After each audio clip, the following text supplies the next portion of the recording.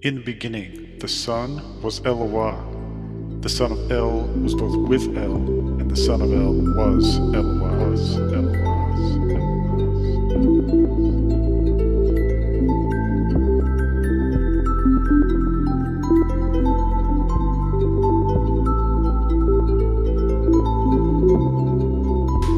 Shabbat Shalom from Under the Dome. My name is Noel, and I am excited to be joined once again by my friends Rob and Michael. We are coming from 2 states this week, but from 3 different locations. I am back in my house in Charleston, South Carolina, in the whereabouts of Charleston. Um, the low country, the old country, also mud flood city. And Rob is in the same location he has been every single week, which is down in the Tallahassee area. And Michael has been on a spiritual pilgrimage, uh, going to different locations around the Motionless Plain through the woods. I think he's on the beach. I saw video proof that he was walking along the beach today in the Pensacola area. And this is the first day. I need to point this out because last week, for our first Revelation study, we were meeting on the unmentionable day, the 25th of December, which happens to be, line up with a special holiday for the winter solstice.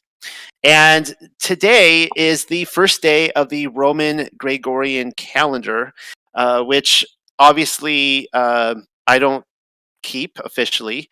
I think we're still in the finishing up the ninth month of the year, if I'm counting correctly. I think we're still 3 months away, 3.5 months away from Passover, so we still have a little bit of time there. Um, all right, so we are going to be. This is, of course, the Diaspora of Yashar'el, but everyone watching probably knows that already, as we are now on the 14th chapter of John, and we're going to be cutting this in half tonight. We're going to be going back and forth between the Hebrew Gospel of Yochanan and then over to Hebrew Revelation to end the night. So let's just dive right into that. All right, I'm going to be handing it over to Rob, and he's going to begin reading for us tonight.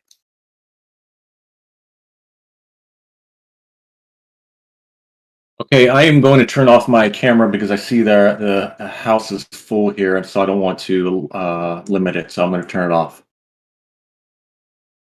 All right, I will begin here with Yochanan, chapter 14. I'm going to read verses 1 through 14, and then we will discuss that, and then Michael will finish the chapter after we discuss that part and wrap up John. The second hour, we will go into Revelation chapter 3. All right, so verse 1. Let not your hearts become terrified. Believe in El and believe in me. In the house of my Father are many dwelling places. Truly I say, to go to prepare a place for you. And if I go to prepare a place, I will come again and bring you unto me, so that in the place where I am, there you may also be. And do you not know the place where I am going, and the way you know? And Thomas said unto him, Adon, we do not know where you are going, and how do we know the way? Yeshua answered and said to him, I am the way, the truth, and the life. No one comes unto the Father except through me. If you by serving know me, you know my Father, and from now and onward you know him and see him. Then Philip said to him, Adon, show us the Father, and it will be sufficient. But Yeshua said to them, For how much of the time that I abode with you did you not know me? Philip, whosoever sees me sees my Father. How do you say that I should show you the Father? Do you not believe that I am as the Father, and the Father is in me? The words which I speak, I do not speak from myself, but the Father abiding with me, he does the words. Do you not believe that I am he, and that the Father is in me? This is only done because of the works, that you may believe. I say to you that he who believes, indeed, the works which I do, he will do, and greater things than those he will do, because I am going to the Father. And that which you will ask the Father in my name, he will do it for you, in order that the Father may be exalted in the Son. If you ask something in my name, I will do it. And that wraps up this part, and we will hand it over to Michael for discussion, and then over to Noel, and then myself. Michael? Yes, Shabbat Shalom, Shalom, everyone. So I don't know what got into me this week, but I have the most notes. We've been doing this for what, 7 or 8 weeks, and tonight you will hear me talking a lot. But I'm going to start with in John 14 on number 2. So I'm going to read the Greek first. In my Father's house are many mansions. If it were not so, I would have told you I go to prepare a place for you. So I was doing a Hebrew or a Greek word study. That same word for mansions is only found once, and it's actually in this chapter. We'll get to it eventually, but I'm going to read it. It's 14:23. Jesus answered and said to him, if a man love me, he will keep my words, and my Father will love him, and we will come unto him and make our abode with him. And that word abode is the same word used for mansions. Now I want to read the Hebrew. In the Hebrew, it says, in the house of my Father are many dwelling places. Truly I say, to go to prepare a place for you. So Strong's for dwelling places is Mishkan, which also means tabernacle. And that should ring a bell for some of you guys. But I also want to show you, and again, we'll get to it, but for the sake of my point, Hebrew John 14:23 kind of changes it. Yeshua answered him, if one loves me and keeps my words, my Father will love him, and to him they will come, and with them they will work. So Greek is mansions and abode, and Hebrew says dwelling places, and it doesn't even give a location. It just basically says they will work. So I thought that was interesting as far as the differences there. It's action. It's action in the Hebrew. All right, the next thing is number 7. I'm going to read both versions again. If ye had not known me, you should have known my Father also. And from henceforth you know him and have seen him. So that's the Greek in 14:7. In the Hebrew, if you, by serving, know me, you know my Father. And from now and onward you know him and see him. The Hebrew, I want to highlight serving. If you, by serving, know me, you know my Father. That's huge, guys. Serving others, that's what Yeshua did. That's what we need to do. And I want to highlight Luke 22:27. For who is greater, the one who reclines at the table or the one who serves? Is it not the one who reclines at the table?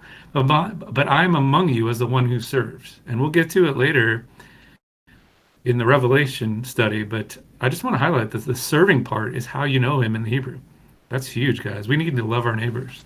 And as Matthew 25 says, by serving the brothers, we're showing that we love God. And 2 left on this first part. Number 10, I'm going to read both as well. So, believest thou not that I am in the Father, and the Father in me? The words that I speak unto you, I speak not of myself, but the Father that dwelleth in me. He doeth the works. And now in the Hebrew, do you not believe that I am as the Father, and the Father is in me? The words which I speak, I do not speak for myself, but the Father abiding with me, he does the words. There's a few differences. I'm only going to focus on the as. So in the Hebrew, it says, do you not believe that I am as the Father, and the Father is in me? That's huge. This could possibly help with the standard Trinity doctrine because in the Greek, it says, I am in the Father. But in the Hebrew, it says, I am as the Father. And then finally, and then I'll hand it off to Noel here. Number 12, I'm going to read both again. Verily, verily, I say unto you, he that believeth on me, the works that I do, shall he do also. and greater works than these shall he do, because I go unto my Father. And in the Hebrew, I say to you that he who believes, indeed, the works which I do, he will do, and the greater things than those he will do, because I'm going to the Father. So I looked up the word indeed in Hebrew, and it could mean verily. So it's very similar in that aspect. Verily, verily, or I say to you, he who believes indeed could mean the same thing. But I wanted to highlight what is missing. The believeth on me part. That's interesting. So the Greek says, he that believeth on me, where the Hebrew says that he who believes. So it takes away the on me.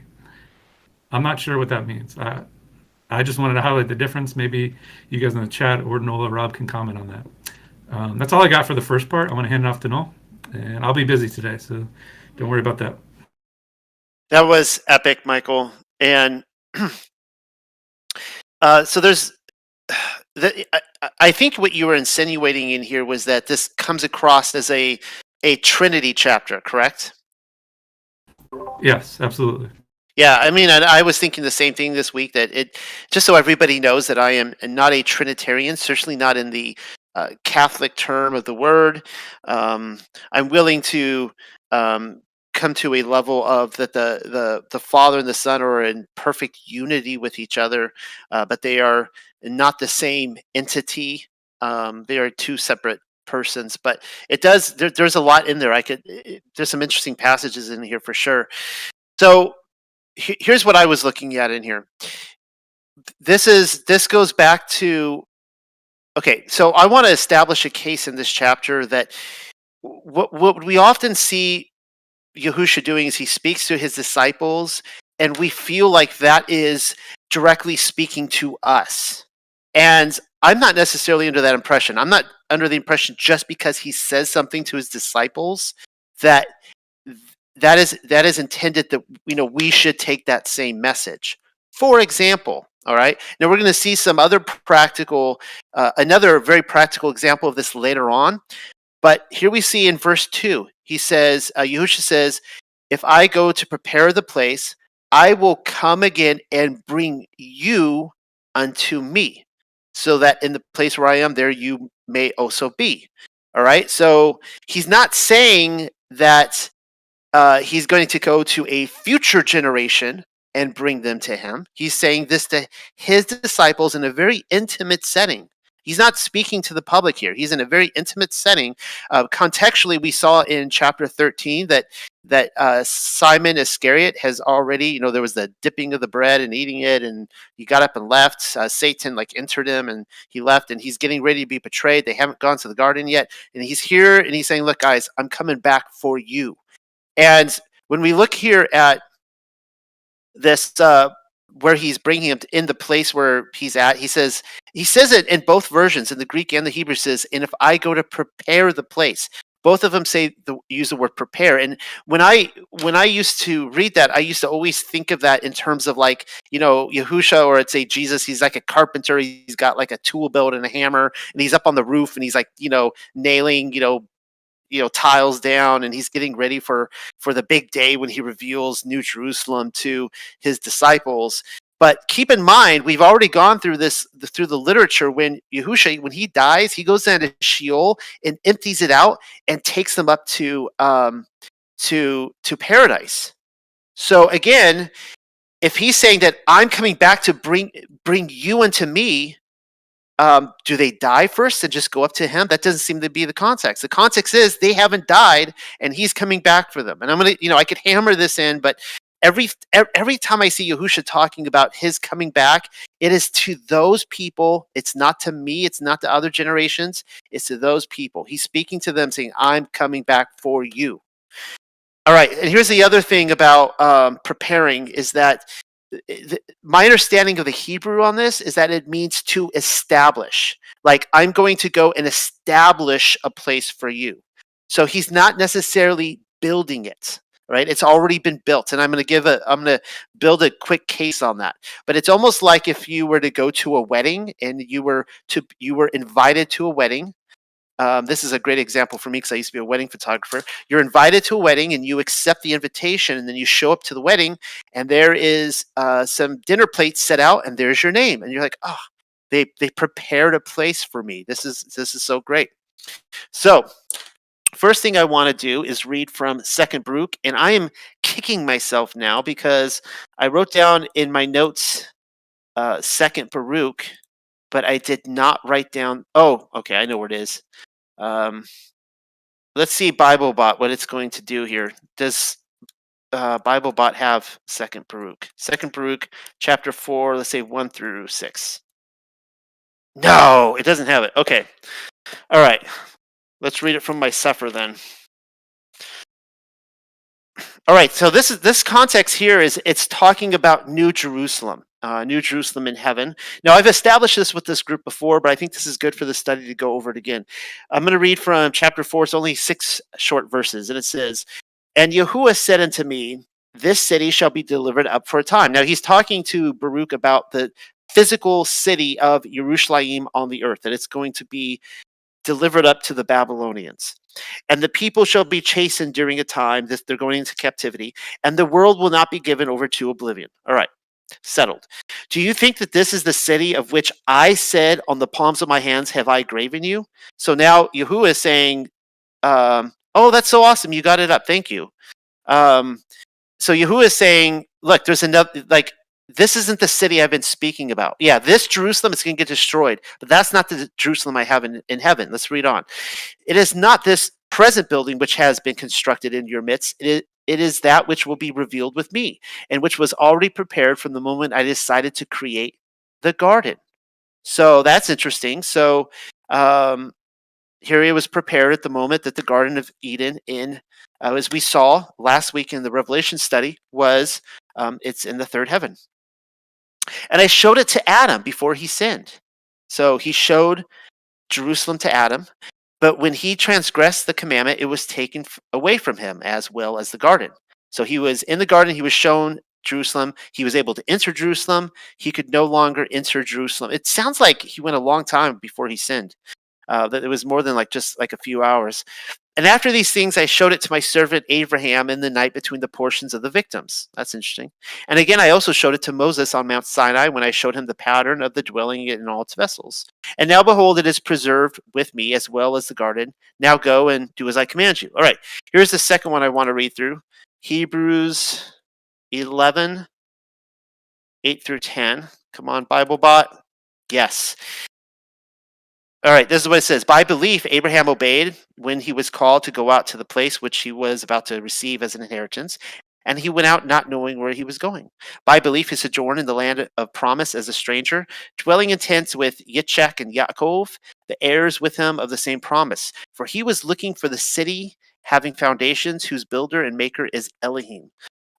That's just a little fascinating footnote there, that Abraham recognized that the city of Jerusalem was in heaven. But my last passage I want to read from tonight comes from the very controversial book, The Writings of Abraham.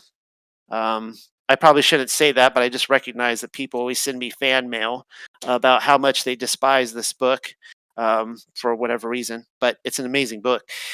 And this comes from chapter 100. Now, pay attention to what's happening here, because we've already seen that this place, which Yahusha is preparing for his disciples, for them to go to, that he's going to come back. My conclusion is during their lifetime and take them there. That we already saw that Abraham looked for the city, but we saw that Adam physically saw it. Now, here's what this is. Now, Melchizedek was a priest after this order, which is in the holy order of Elohim. Therefore, he obtained shalom in shalom and was called the Prince of Shalom.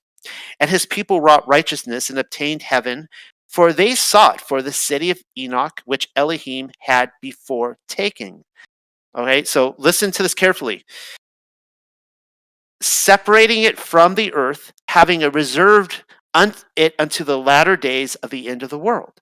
So it says that this city was at one time on the earth, and that it was taken up from the earth. And I did a whole study on this. Just my conclusion is that this was not taken during that. It was actually on the earth before Eden was made. That it was actually on the earth in the pre-existing world before that, and it was taken up around the time the firmament was made. But anyways, that's just my little thing on that. Rob, I'm handing it back over to you. Okay, thank you, Noel. I am going to talk about two pieces here, and then I'll drop something to talk further on.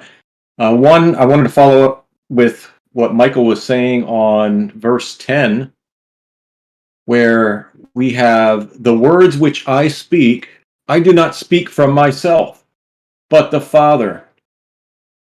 I think this is a huge point, that he does not conflict what the Torah has given, but supports it. And over and over, we see this. I think like every chapter, we've seen examples of Yeshua stating sentences like this. You know, these statements of he's only doing the will of the Father. He does what the Father commands, etc., etc. Every time I see these, I just want to keep pointing them out, because as mainstream churchianity or Christianity will teach that, you know, the commands have been done away with. But here we see it over and over and over. Well, do we ignore all of these? Okay, so also in verse 7, I want to comment on the serving. If you by serving know me, you know my Father. So we see that the Talmudim just overlook what he just said. And think in the physical by asking to see the Father. And, you know, Yeshua's talking about, by serving me, you know me, so you know the Father. And immediately they go to, oh, let's see the Father. So they kind of just glare right over his statement. If you're serving him, then you know him and you know the Father. So we see that a lot in what the Talmudim say, and also what the Pharisees are saying. They go to the literal speakings when Yeshua's talking, and not digging into the parable sayings that he has and what he's referencing to. All right, and then I want to speak to, and I'll let me drop this in here now. I'm going to speak to the way and the truth and the life, as we see here on 6. So let's see, on verse 6, we see that Yeshua answered and said, I am the way, the truth, and the life. No one comes unto the Father except through me. We see in Proverbs 12:28, in the way of righteousness there is life, and in the pathway there is no death.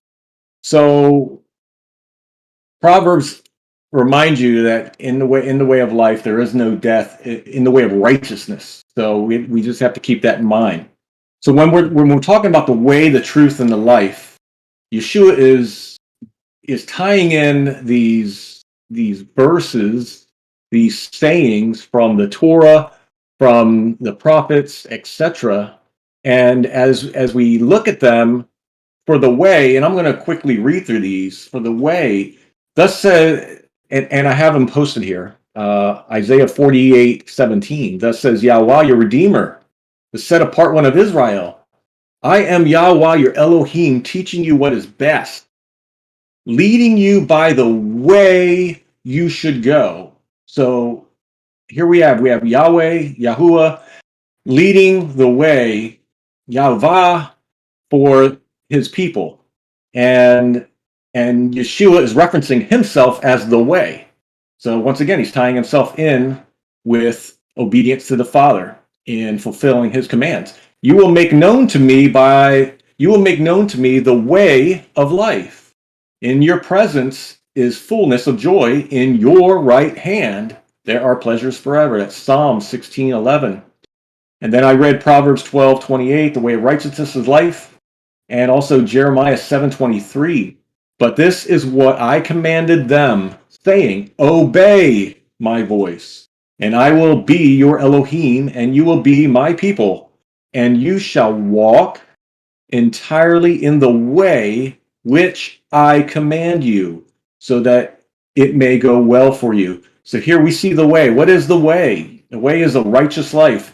It is the righteous way. It is obedience. It is doing what he commands. And Yeshua is relating himself as the way.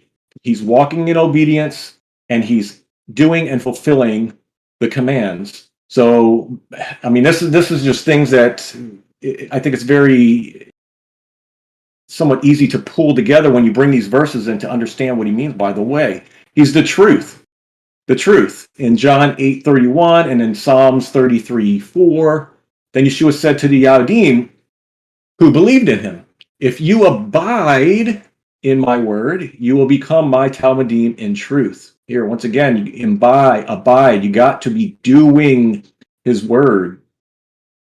So in 1 John 1:6-7, if we say that we have fellowship with him and walk in darkness, we lie and are not doing the truth.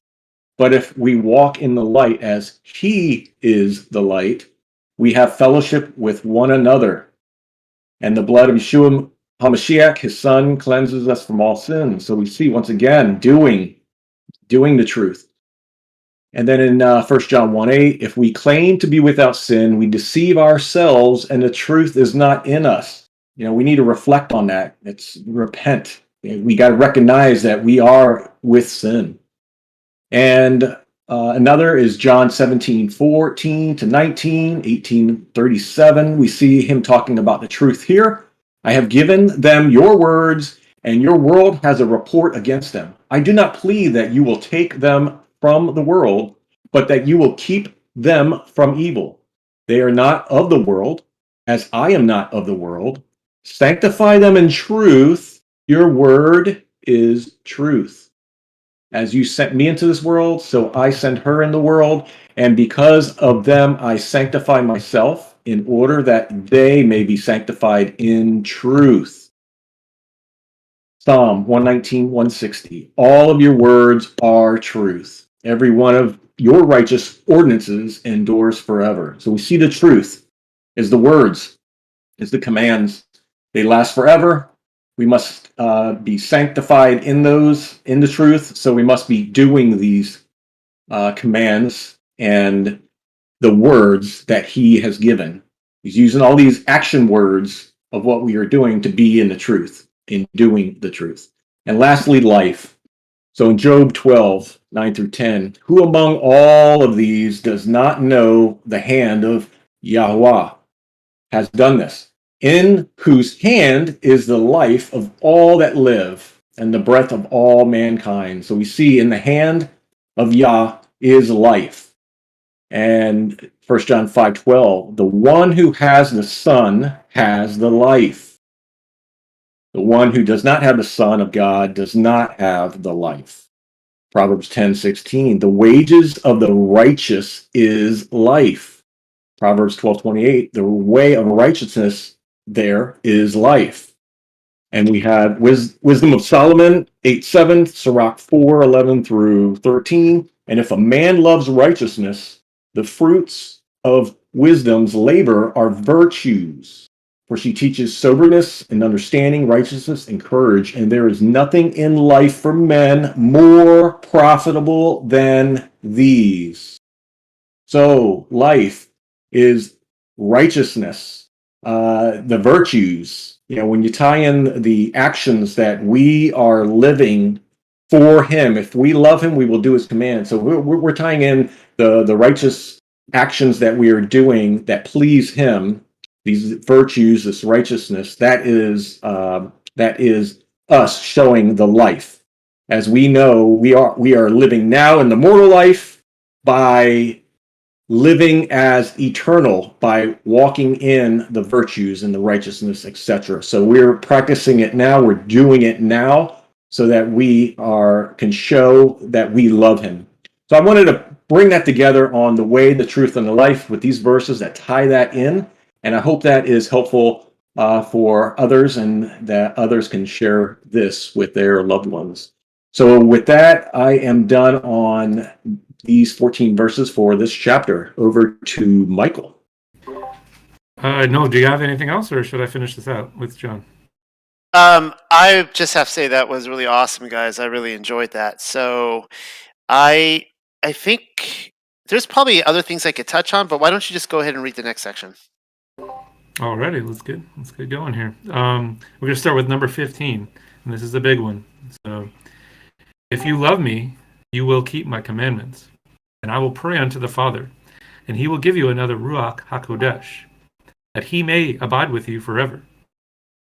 The Ruach of truth, which the world is not able to receive because it does not see him and does not know him, but you do know him, because he is in you now, and he will be in you. I will not leave you as fatherless ones. I will come unto you again. Yet a little, and you will not see me any more. But you will see me alive, and you will live. In that day you will know that I am as my Father, and you in me, and I in you. He who keeps my commandments is he who loves me. And whosoever loves me will be loved of my Father. And I will love him, and will reveal myself to him. Then Yehuda said to him, not the Ish Keret, but another gentleman, what thing is being done, that because of us you will reveal yourself to us, but not to the world? Yeshua answered him, if one loves me and keeps my words, my Father will love him, and to him they will come, and with him they will work. Whosoever does not love me will he establish my words. And the word which you heard is not mine, but is from my Father who sent me. These things have I said while I stayed with you. But the teacher, who is called Ruach HaKodesh, he whom the Father will send in my name, will teach you all this, even everything which I have said to you. Shalom I leave for you, my shalom I give to you. I do not give it to you in the way which the world gives it. Do not fear and do not let your heart be terrified. Heard that I said, I will go away and I will come unto you.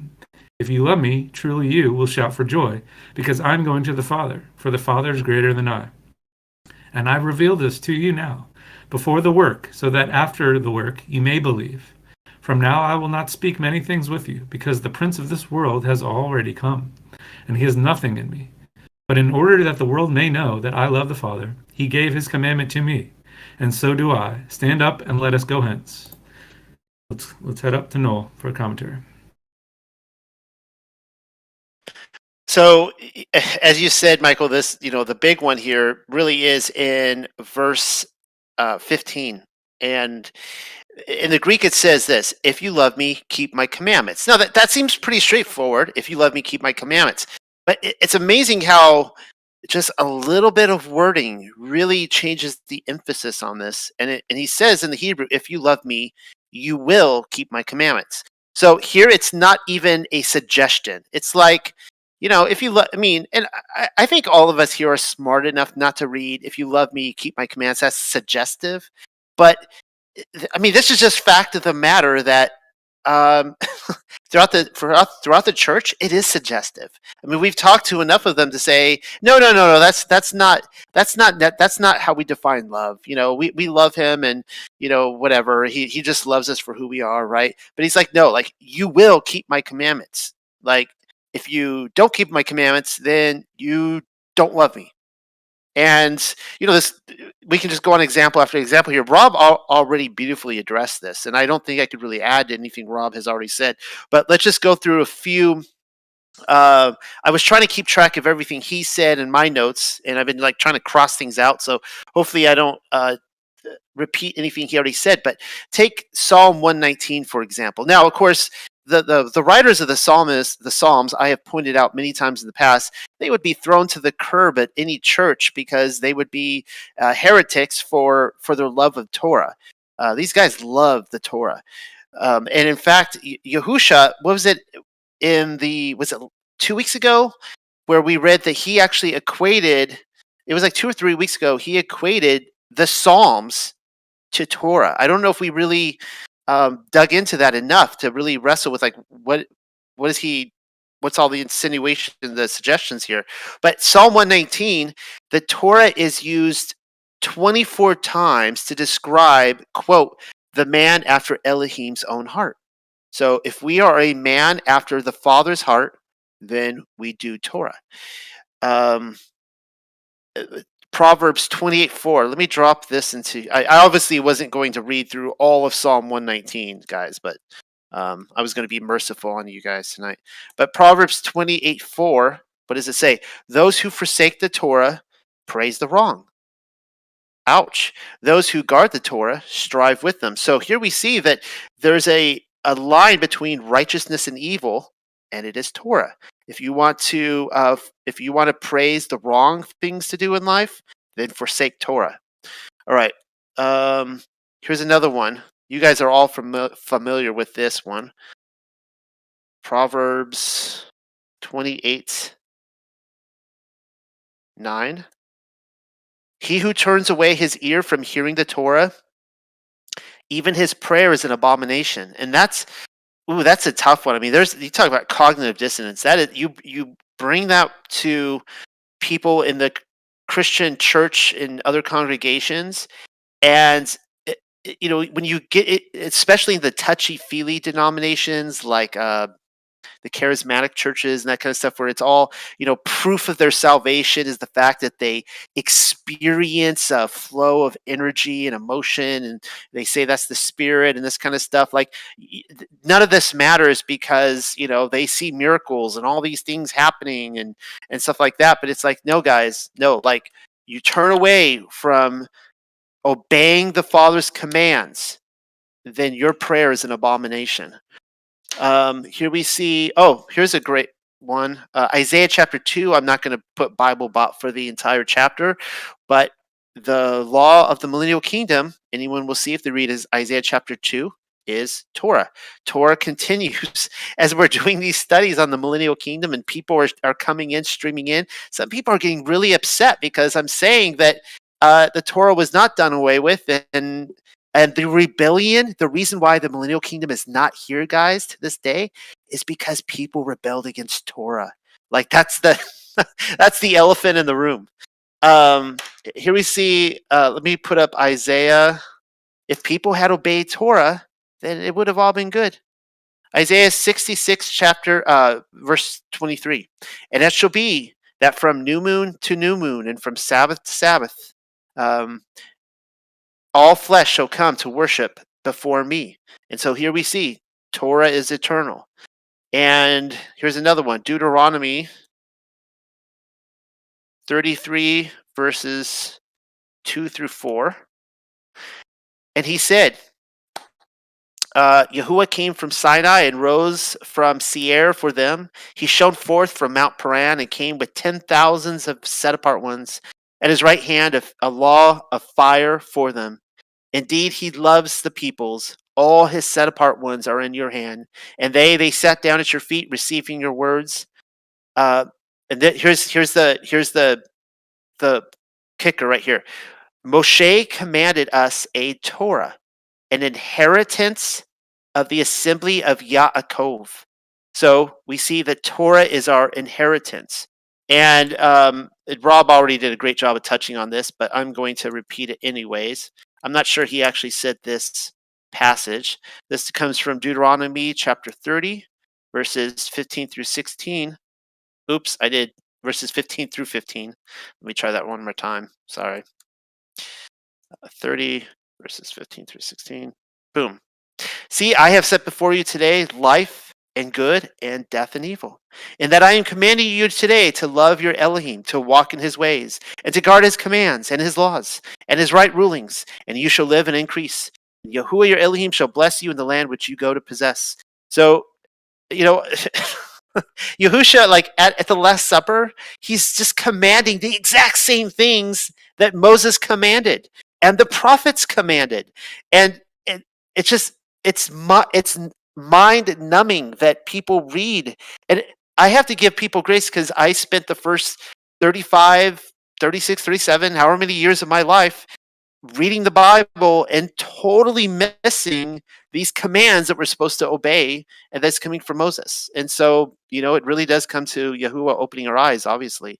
But there it is. So, Rob, I'm turning it back over to you. Okay.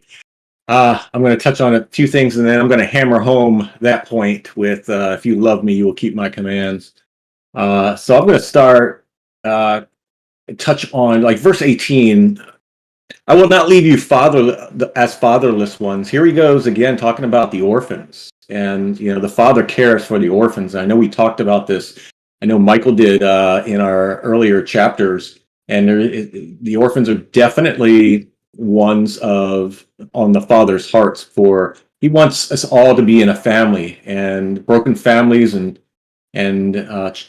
fatherless children, etc., is just not what our lives were intended for. So there's definitely a spot for him on that and making this comment. So I love it. 26, the Ruach is a teacher. 30, we've got, what I wanted to speak on is the prince of this world has already come, or is come already, or is coming already. That's another time marker. And I hope Michael's got something to add to that, but I didn't go deep on that, but I just know it's a time marker. So it's something that we should look at on what that means when we're looking at the millennial kingdom, the actions of the enemy, etc. But that's another one that should be looked at deeper. And 31, once again, Yeshua doing the Father's commands. Here he says, he gave his commands to me, so I do. So I just want to hammer that. Okay, and I'm going to go back to verses 15, 16, and 17.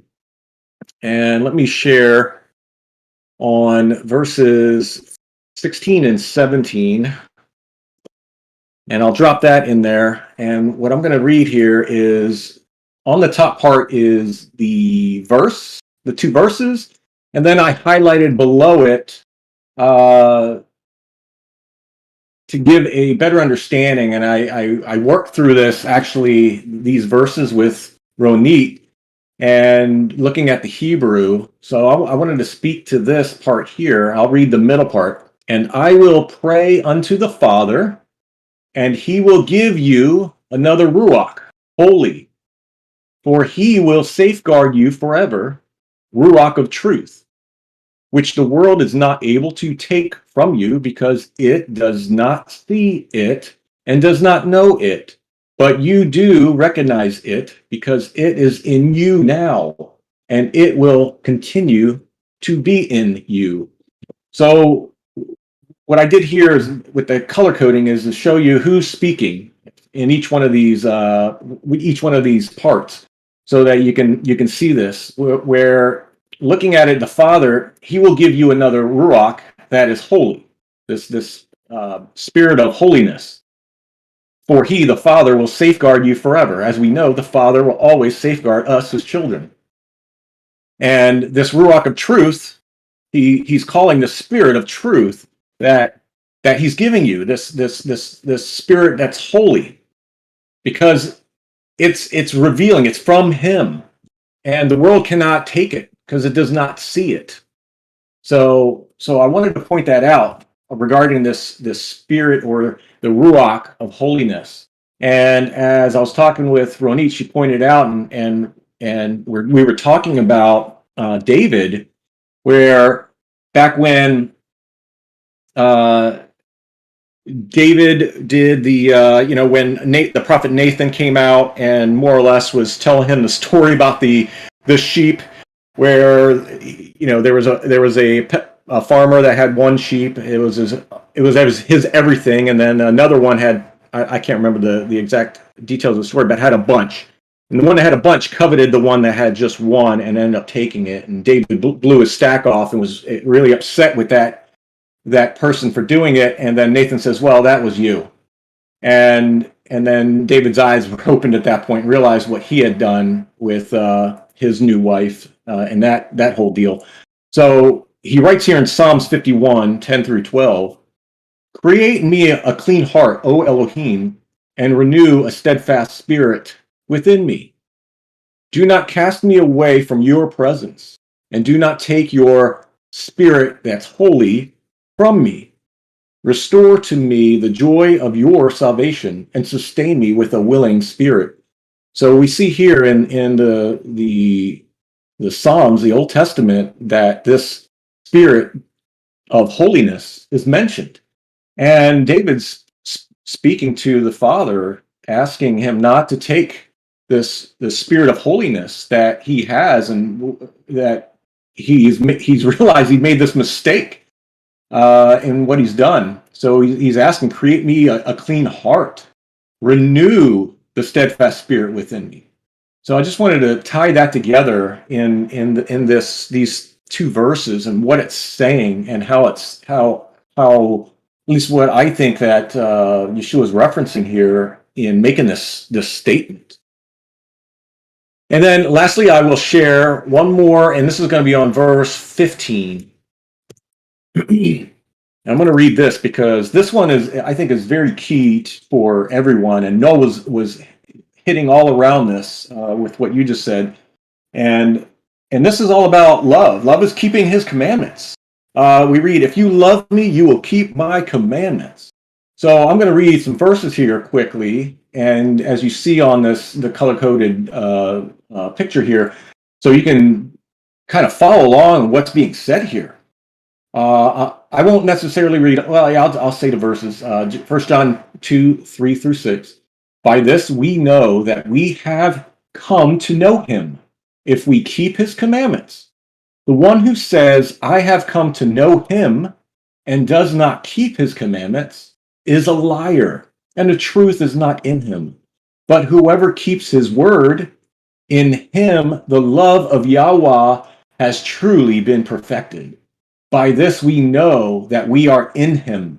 By this we know we are in him. The one who says he abides in him ought himself to walk in the same manner as he walked. 1 John 5, 3 to 4. For this is the love of Yah, that we guard his commandments. And his commandments are not heavy. Whoever is born of Yahweh overcomes the world. And this is the victory that overcomes the world, our fidelity. And fidelity is G4102. That's faithfulness. I know versions will say our belief. It's the faithfulness. It's a careful and exact observance of duty or performance of obligation. That's the word. John 14, 15. If you love me, you will keep my commandments. That's what we're reading here. John 15, 10. If you guard my commandments, you shall stay in my love, even as I have guarded my Father's commands and stay in his love. John 15, 12. This is my command, that you love one another as I have loved you. 1 John 3:23. And this is his command, that we should believe in the name of his Son, Yeshua Messiah, and love one another as he gave us command. 1 John 3:22. And whatever we ask, we receive from him, because we guard his commands and do what is pleasing in his sight. John 9:31. And we know that Yahweh does not hear sinners. But if any man be a worshiper of Yah and does his will, him he hears. And our favorite one, Revelation 14:12. Here is the endurance of the set apart ones. Here are those keeping the commands of Yahweh and the fidelity of Yahusha. So I wanted to share that. That just really hammers on this keeping of the commandments. And this isn't our salvation. This is because we love him. So I just wanted to emphasize that and share that. And thank you for letting me say that. And I am now done with the rest of the chapter on that. And I'll pass it over to Michael. Alrighty. Yeah, I don't have any props. Nothing like that. That's good though. Good stuff. A lot of what I was going to say has been said, so I'll do some high overviews and then give you some new material here. I'm going to start on 15. If you love me, keep my commands. In the Hebrew, if you love me, you will keep my commands. And Noel emphasized that you will part. I want to talk about that this is more so, I would say, for the once saved, always saved people, that it's more important for them to know that you will. Because most Christians would say, oh yeah, we keep the commands. It's just they don't understand which commands. They say the ordinances and the Jewish feasts and so it's because they don't understand that they're Israel. They're grafted into Israel. This is saying you will. If you love me, you will do this.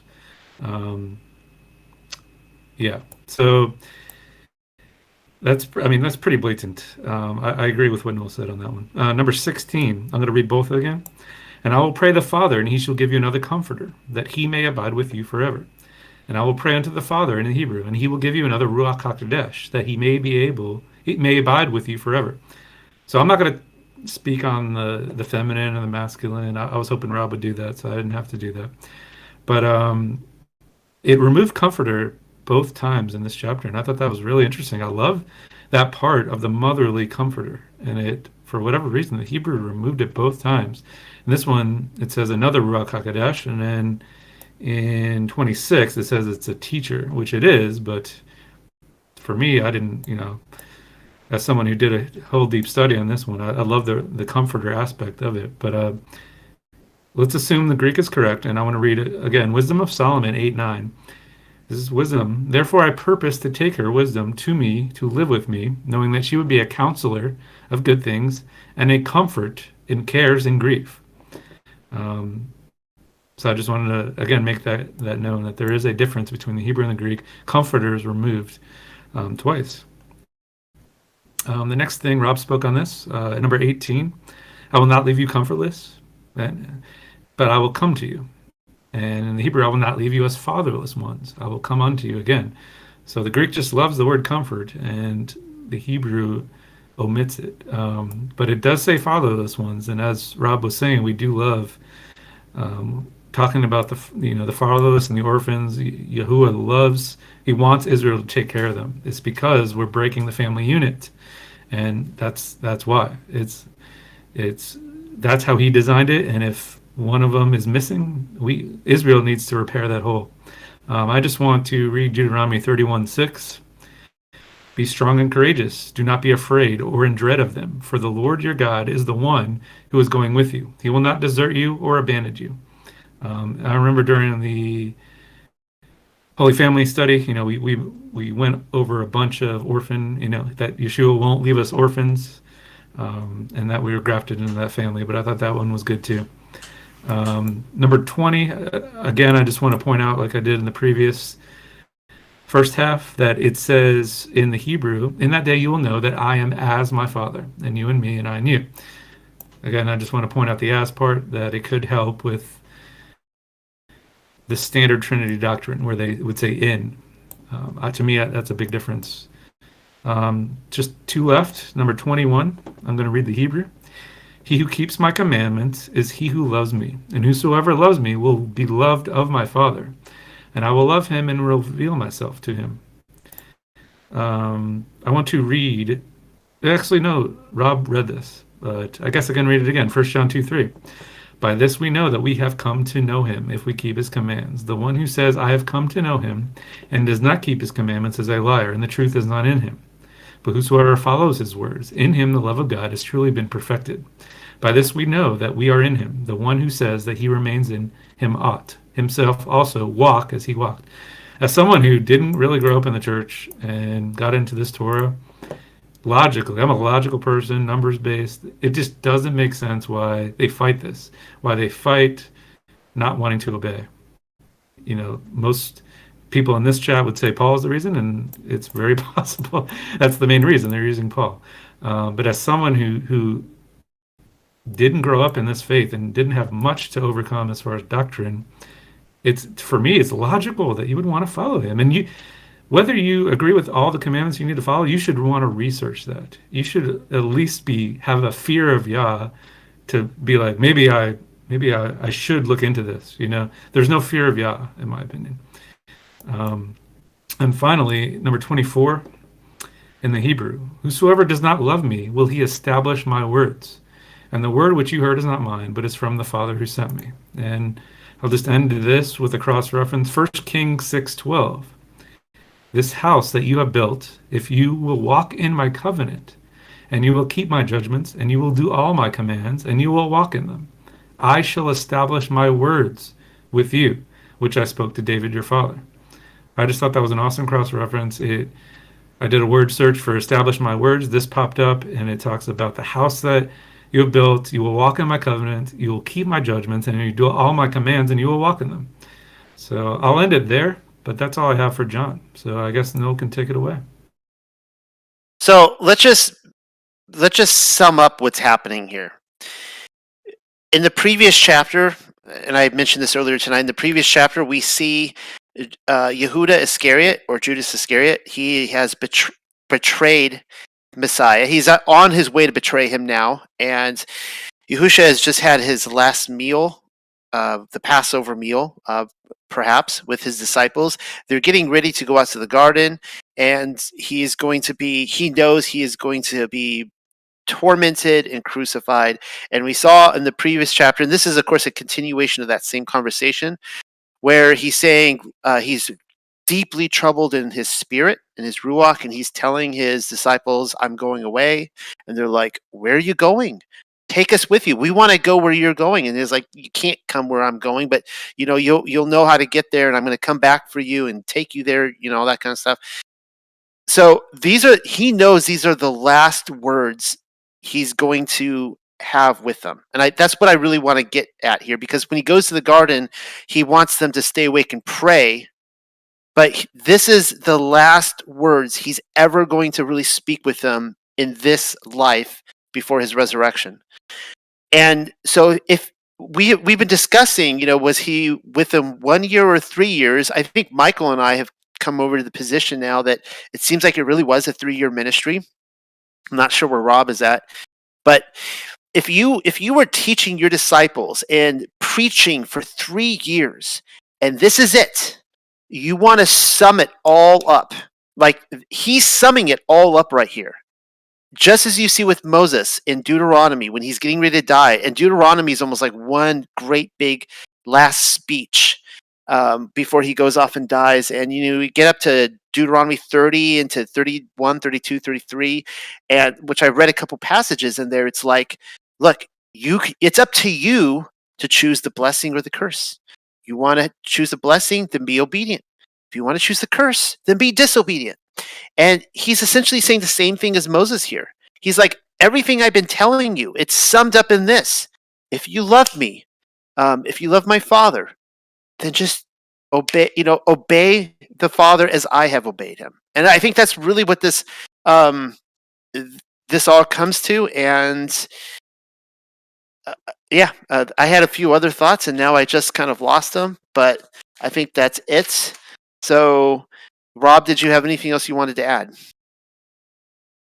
Nothing more to add, but I didn't know if either one of you had anything deeper on verse 30 with the Prince of the World. That had interest in me, but other than that, I think I covered everything and the same.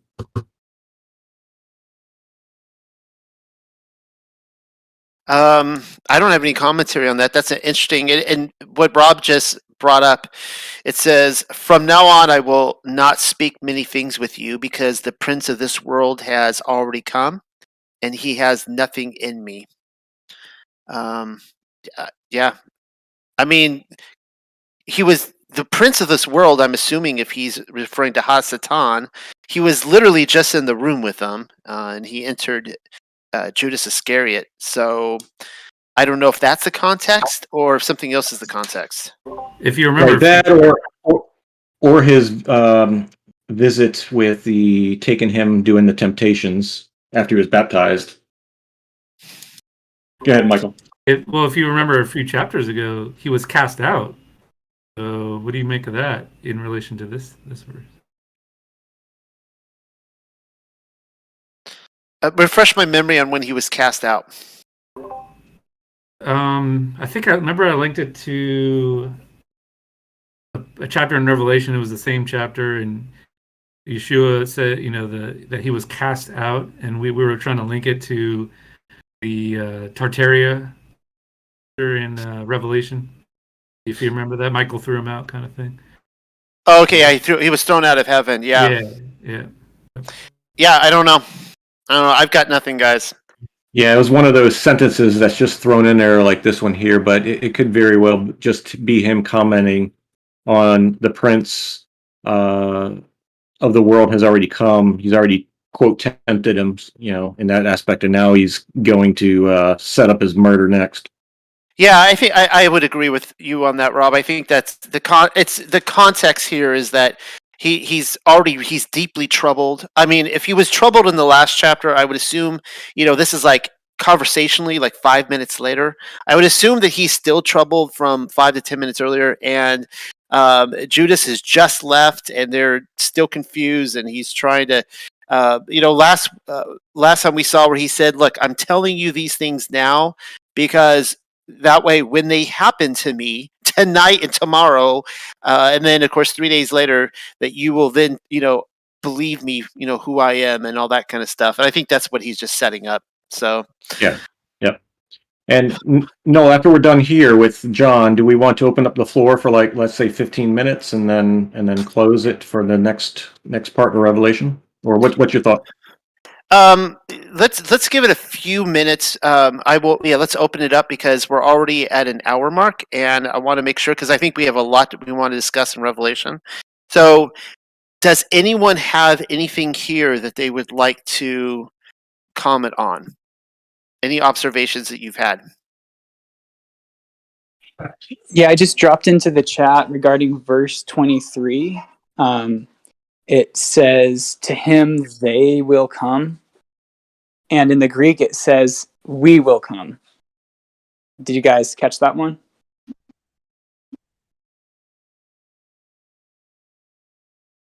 Oh, yeah. In the Greek, it says, "And my Father will love him, and we will come unto him." And then, yeah, in the Hebrew, it says, "And if one loves me and keeps my words, my Father will love him, and to him they will come, and with him they will work." Yeah, it's amazing. I'll let Rob and Michael comment on that, but I'll just say quickly that I read through this. I read through this PDF, this spreadsheet that Rob comes up with and showing the differences, like a few times throughout the week and in my study and leading up to it, and there are so many little differences, and I just miss them all. I mean, it's amazing how many little differences there are. And as Michael said, good catch, Rob. Michael, do you have anything on that? I mean, that, like you just said, it was a great catch, and it insinuates that they are separate. Because previously it's talking about the Spirit and the Father, and then he's saying they. He's not part of they. So that's a real great catch. Rob, you got anything? No, nothing further on that. No. Well, Yeah, great sharing, guys. Rob, yes, you were really bringing it. And again, the pointing that Hebrew shows action. It really shows that that faith is doing, not just sitting there. It's a doing. You're going to follow him. And that's what the Hebrew really shows clearer. Like in that last one, not just abode, you'll work. Yeah, I want to comment on that Mike, is that Christians know they have to do something. They know they have to do right. They know that into it. Just from the teachings, they know they have to do good. The question comes is what define that good. And I recall back in the day that was never truly defined. It was just the preacher's teachings for that week and doing these good noble things, etc. And they would bring up verses and mention things, but nothing was clear enough to say, the Torah outlines this. We just need to follow these simple guidelines. He says it's not heavy. It's not heavy to do. We follow these and we do them because we love him. So it's just a matter, I think, them really getting to a point to be able to admit that, because they know they have to do something. They know they have to be good, but they just don't officially define that. And Rob, let me add to that, Rob. There's as I see it, there's two types of Christians. And there's extremes, on a 1 to 10 scale on both ends. Before I give what those two types are, let me just say a couple weeks ago, I was sitting down working, and I was in a public place, and there was a guy next to me. He seemed like a really nice guy. He was on a YouTube live show on his computer, and it was a kind of a roundtable discussion, kind of like what we're having now. And he was on video, and the discussion was, how do you define a Christian? Which is a really interesting topic. This guy was a very intellectual, smart, evangelical Christian. He seemed like he had a passion and a love for the Most High, and they were all. I was listening in. I was really intrigued, and I wanted to know, like, how do you what do you define this? And they're trying to, and they had a very difficult time defining how how one is obedient. They all knew that they had to be obedient, but to what? And they didn't know. And the guy, he's sitting there going, well, it says in the First John that we're supposed to be in the light and we're not to have any fellowship with darkness. So if the people are in darkness, we don't have fellowship with them, but we need to be in the light. And again, I'm sitting there going, I wanted to jump in behind, like photobomb his show and like come in behind him and be like, but how do you define the light? What do you do to be in the light? What is the light, right? And that's the missing ingredient, Torah, right? So this goes into what I believe are the two types of Christians that I encounter, and what we also see coming into our Discord page here at the Unexpected Cosmology. One is that people who don't believe they have to do anything good, and that doing good things is actually spitting on the cross, and what they it's all about belief. You just believe that Jesus physically existed and that he died and rose again. That's all you need. That's it. Don't go past that, because now you're being a workspace person, all right? That we have encountered that opposite extreme. They hate the law because they don't want to have to do good things. But then on the opposite extreme, you see Christians, and this is a huge chunk of them, all right? This is who I believe I was in the world I grew up in, is what Rob just said, that there are Christians who want to be obedient. They truly love the Most High. They won't call him that. They'll call him God. They'll call him the Father. They truly love him, and they want to be obedient, but they don't know what to do. They don't know what the rules are. What still exists. And I've said this so many times. I said this on Zen show a couple nights ago, that the unfortunate reality is that the church paradigm is set up full of controllers who are there to tell us not to do Torah. It's been done away with.